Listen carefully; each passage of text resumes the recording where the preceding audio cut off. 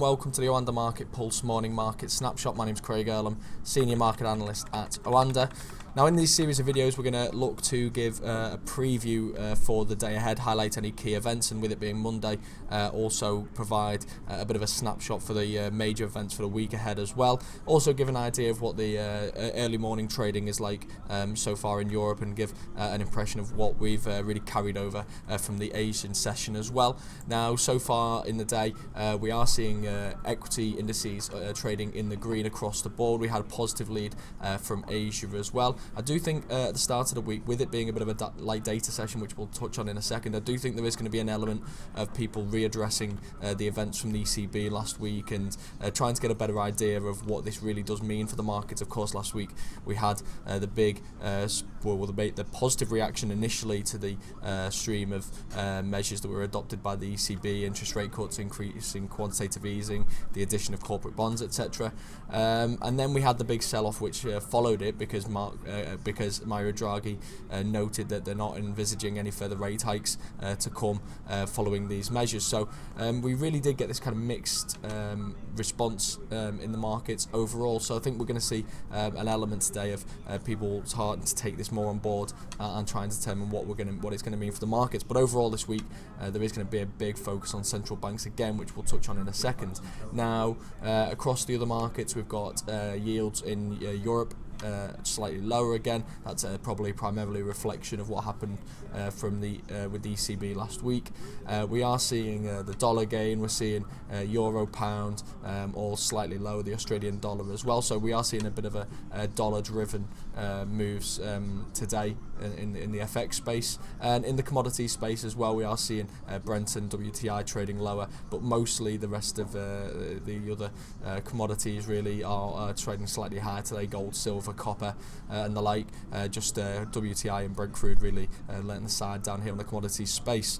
Now if we move on to what the key events are today, I think it's important to highlight just a few things this week. Primarily the important thing this week is going to be the central banks. Today we've got a little bit of industrial production data from the Eurozone. That's going to be released at 10 a.m. European time. We had some interesting data from China over the weekend, retail sales, industrial production and urban investment. Surprisingly, we didn't see any negative response to that in Asia. Like I said, we had that positive lead from Asia overnight, despite the fact that industrial production and retail sales both fell well short of expectations. You can see usually when we see this decline in industrial production, if that's offset by some positive retail sales data, given that the country is trying to transition towards a more consumer-driven economy, then you maybe see a bit of a better reaction. But we've seen disappointing figures in both of these cases. A slightly better urban investment figure, but overall I think that's quite disappointing data. So maybe this positive lead is being driven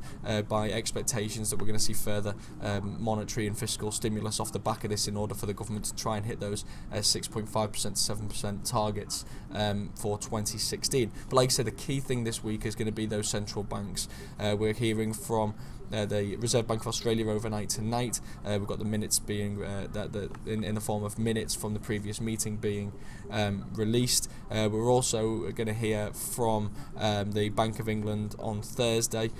We've also got the Federal Reserve, of course, is going to be the key event on Wednesday. We've got the Bank of Japan overnight tonight as well. So like I say, a big focus really on the central banks this week, and given the difficulty that central banks have had in recent months, it's going to be very interesting to see what kind of reaction we do get in these markets.